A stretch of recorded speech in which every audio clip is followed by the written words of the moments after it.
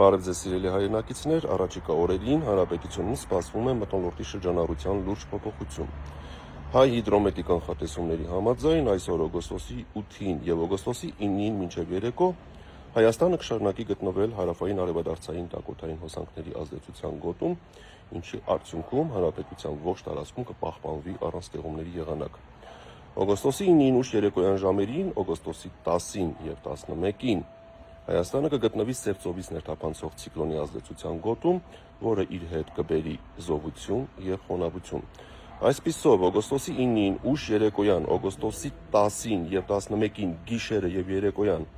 շրջանների մեծ մասում սպասվում են ամպրոպային բնույթի կարճատև անձրևներ, առանձին հատվածներում դրանք կլինեն հորդառատ եւ ցավոք կլինեն շրջաններ, որ կտեղակարգուտ։ Օդի ջերմաստիճանը օգոստոսի 10-ից 11-ին օգոստոսի 9-ի համեմատ կնվազի 4-ից 6 աստիճանով եւ արդեն օգոստոսի 10-ից հետո հանրապետության տաք գոտիներում, որոնք են Արարատյան դաշտը, Երևանը, Սյունիքի հովտային գոտիները, ցերեկային ժամերին այն չի գերազանցի 34-ից 35 աստիճանը եւ կլինի կլիմական նորմայի սահմաններում։